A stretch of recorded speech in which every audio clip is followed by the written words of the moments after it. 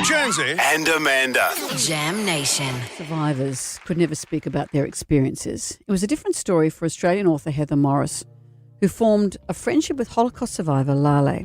His story turned her novel, The Tattooist of Auschwitz, into a #1 international bestseller. It was an extraordinary story. And now Stan have turned it into a series. Heather Morris, hello.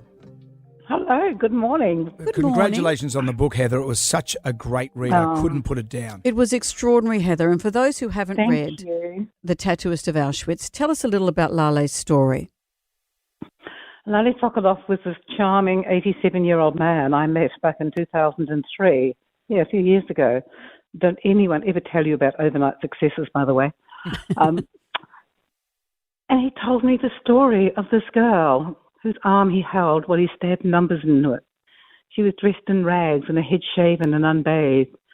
And he's telling me some 60 years later that he knew in that second he could never love another. This self-confessed playboy from Bratislava had fallen in love with this beautiful young girl in Birkenau concentration camp. So he was Jewish, but to survive there, he was given a job, and his job was to be the tattooist, to tattoo those numbers on arms. Yes, absolutely. He called it numbering, by the way, not tattooing. I made the numbers, he said. But yes, that was his job every day, to be stabbing numbers into the arms of, he called the lucky ones, by the way, because if you got numbered, you got to live another day. It might only be another day, but it might be 2. It might be a week. It might be a month. At that point, you stood a chance to survive. Yeah. And his tale was extraordinary. He fell in love, as you say, and it wasn't an easy release for him, was it? He sort of went from one fire into another, really. Look, absolutely. No one can imagine the horrors of the people who survived the Holocaust in any of the camps. We can't. All we can do is listen to them and hopefully learn from them. Sadly, I don't know if that's happening or not. But for Lale, it was a matter of he wanted to live.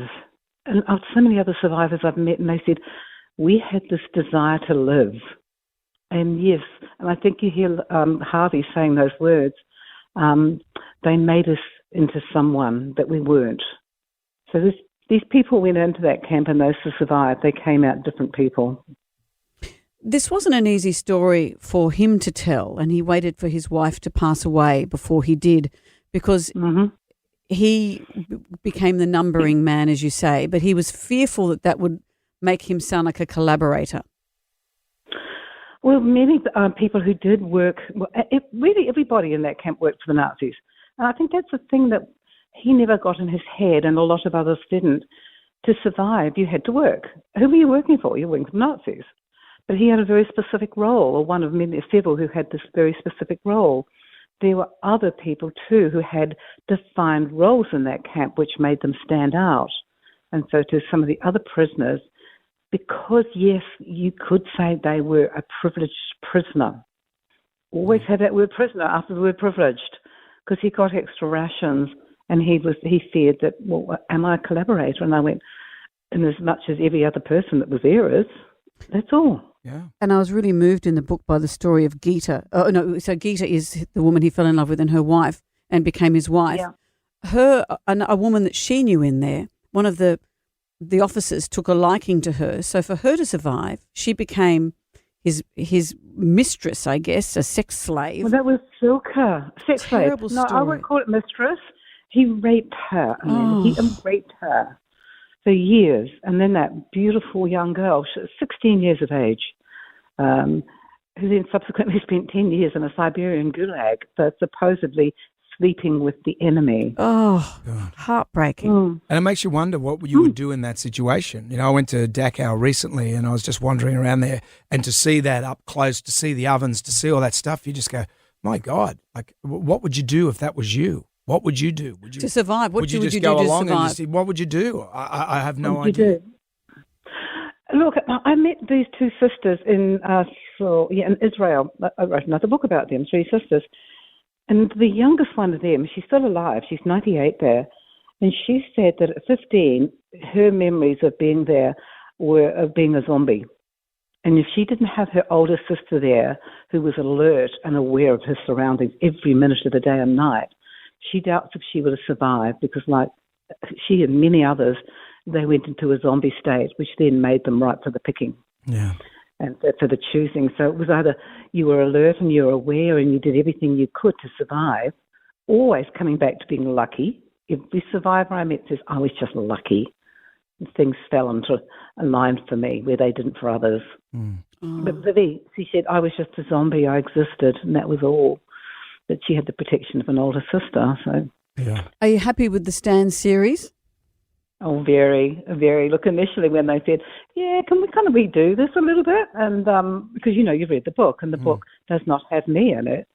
And Lally is an old man. And when they sort of spent a bit of time with the screenwriter, Jacqueline Persky, and I think I might have overshared a bit with her Right. and telling her about my time with Lally. And then I got the request, well, can we actually incorporate you and another actor playing our older Lally into telling the story? And I went, no, this is not my story. This is not about me.